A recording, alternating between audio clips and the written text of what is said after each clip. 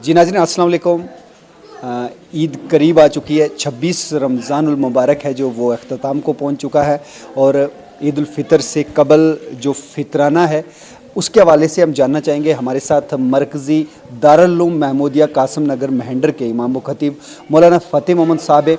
हम जानना चाहेंगे कि जो फितराना है वो किस शख्स को अदा करना है और किन किन शख्स को अदा करना है और किस शख्स को कौन उसका मुस्तहिक है, इसके बारे में हम तफसील से जानकारी हासिल करेंगे और अपने देखने वाले जितने भी नाजरीन हैं उन तक पहुंचाएंगे और ये जानना चाहेंगे कि आखिर जो फितराना है वो है क्या है और इसे कब तक है जो वो अदा कर देना चाहिए। मौलाना साहब, आपका हमारे इस ख़ास प्रोग्राम में जो खैर मकदम फितराने के हवाले से सवाल रहेगा कि किस शख्स पे है जो फितराना लाजमी है और किस शख्स को देना चाहिए। बिस्मिल्लाहिर्रहमानिर्रहीम।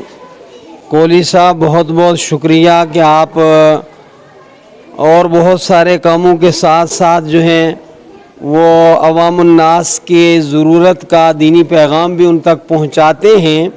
कुरान करीम में है कद अफलाह मन तज़क्का, कि कामयाब हो गया वो शख्स जिसने तज़किया किया।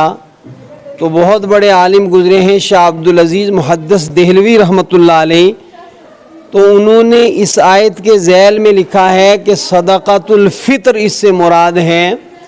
और उलमा ने लिखा है रमज़ानुल मुबारक के बहुत सारे अमाल हैं, मसलन रोज़ा रखना है और उसके हकूक़ की अदायगी के साथ रोज़ा रखना है, क़याम लैल है यानी नमाज तरावी है, और इस तरह एतिकाफ़ है। तो आदमी जितने आमाल अंजाम देता है रमज़ानुल मुबारक में, उन आमाल में कोई कमी कोताही रह जाती है।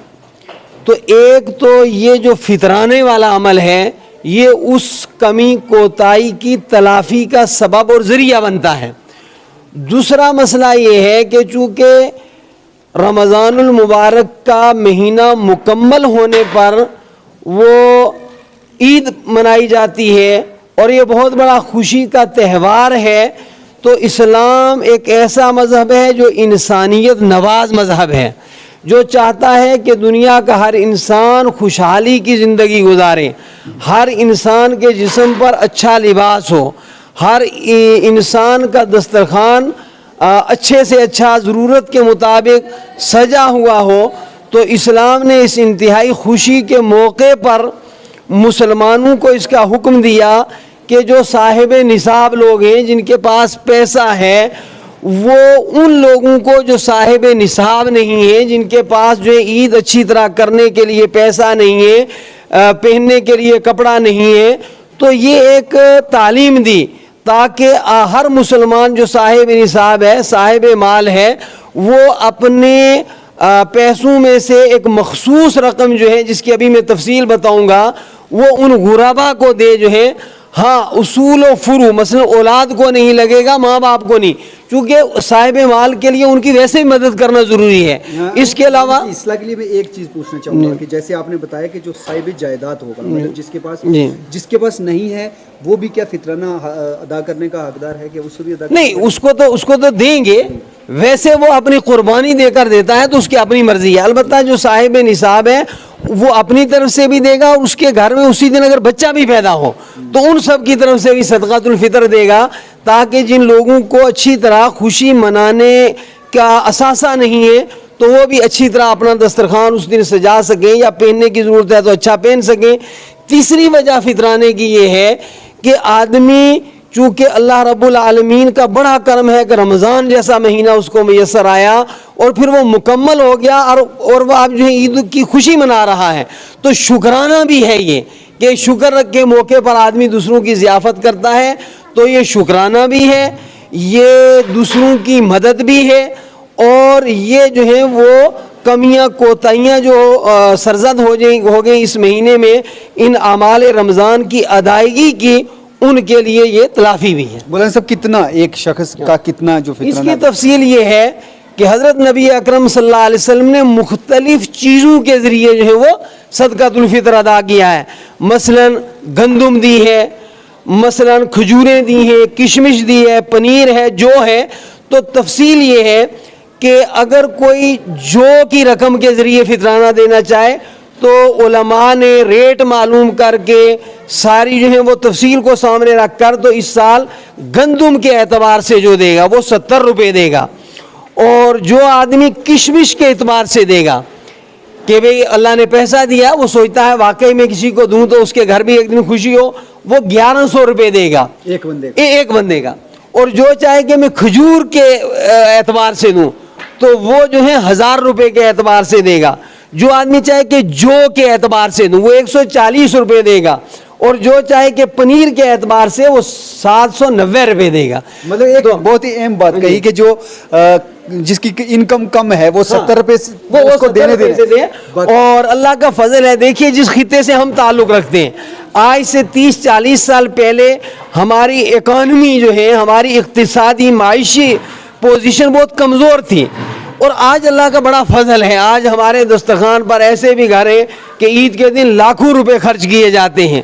तो चाहिए कि हम भी अपनी सतह, अल्लाह ने भी हमें खूब दिया है, तो हम भी किशमिश के एतबार से अदा करें, खजूर के एतबार से अदा करें, और ज़्यादा से ज़्यादा जिससे गरीबों का फ़ायदा हो उस एतबार से हम दें, तो ज़्यादा रकम देने की कोशिश करें। अल्लाह तबारक व तआला देने वालों को खूब देता है। तो मेरी बतौर ख़ास कोहली साहब आपके इस चैनल की वसातत से अपने खित्ते के अवामुन्नास से अपील रहेगी, ख़ास तौर पर मालदार तबका से, मुलाजिम तबका से, ताजिर तबका से, कि आप जो है वो सदक़ातुल फ़ितर की अदायगी का मेयार जो है वो बुलंद करें, खजूर के एतबार से दें। आज अल्लाह का फजल है, इतनी आमदन है हमारे घरों में, किशमिश के एतबार से दें। तो खजूर के बात में और पूछना चाहूँगा, कुछ लोग फितराना अदा करते हैं, जैसे गाँव की मसाजिद हैं उनमें कुछ जो तरावियाँ नमाज तरावी पढ़ा रहे हैं, उनको वो चाहते हैं कि फितराना दें, क्या वो फितराना? देखो याद रखें ये मसला कि सदक़ातुल फ़ितर ये सदक़ाए वाजिबा है, और सदक़ाए वाजिबा अगर सही जगह पर न लगा तो वो अदा नहीं होगा। अगर तो जो आदमी जो है वो नमाज पढ़ा रहे हैं आपको, वो वाक़तन गरीब हैं तो उनको लगेगा। अगर वो मालदार हैं माशाअल्लाह, और मैं नहीं समझता कि इस तरह ज़रूरियात ज़िंदगी में वाक़या उलमा के मसाइल हैं, लेकिन गुर्बत की सतह से जो है वो उठे हुए हैं, तो उनको हदिया दें आप, लेकिन सदका फ़ितर जो है वहाँ ना दें, ज़रूरतमंद को दें। इसी तरह जो मकातिब पढ़ाते हैं हमारे हैं उनको भी ना दें। हाँ, कोई ऐसा मदरसा जिस मदरसे के अंदर खाना खाते हैं बच्चे या जो है हॉस्टल है, उन तलबा को जो है दे सकते हैं। एक और सवाल रहेगा, ज़मीन बहुत सी है, उनके पास घास, मक्की, गंदम सब कुछ है, लेकिन सेहत के एतबार से कोई शख्स माजूर है, तो वहाँ फितराना लगता है? देखिए, अगर इलाज मुआलजे के लिए उसके पास इंतज़ाम नहीं है, नकदी नहीं है, चूँकि वो उसमें जो है वो ज़मीन जायदा है, घास तो लगेगी नहीं, तो इंतज़ाम नहीं है, तो उसके इलाज मुआलजे में दे सकते हैं। अभी और क्या पैगाम देना चाहेंगे लास्ट? अल्लाह ताला का बहुत बड़ा एहसान है कि बहुत ही खुशगवार माहौल के अंदर जो है पूरे आलम इस्लाम के साथ साथ हम लोगों ने भी जो है वो रमज़ानुल मुबारक का अक्सर हिस्सा जो है वो मुकम्मल कर लिया। रमज़ानुल मुबारक का पैगाम, चूँकि रमज़ान की अज़मत जो है वो इससे है कि रमज़ान के अंदर कुरान नाजिल हुआ, शाहरु रमज़ान अल्लज़ी उनज़िला फ़ीहिल कुरान, और कुरान हकीम जो है उसका सबसे पहला तोहफ़ा इंसानियत के लिए, कुरान का सबसे पहला पैगाम इंसानियत के लिए वो है इल्म। तो मैं चाहूँगा और मैं समझता हूँ कि रमज़ान का पैगाम ये है कि इल्म के साथ हम वाबस्ता हूँ, अपनी औलादों को इल्म दें, असरी उलूम, दीनी उलूम और मेयारी उलूम दें। रमज़ानुल मुबारक का यही पैगाम है कि रमज़ान में कुरान आया है और कुरान ने पैगाम दिया है कि पढ़ो, तालीम हासिल करो, जहालत के अंधेरों को ख़त्म करो। वक्त देने के लिए बहुत बहुत जज़ाकल्लाह, बहुत बहुत शुक्रिया। उम्मीद है कि आपको ये हमारी छोटी सी पेशकश ज़रूर पसंद आई होगी। हम किसी और नए टॉपिक के साथ आपके सामने रूबरू होते हैं, तब तक के लिए अल्लाह हाफिज़।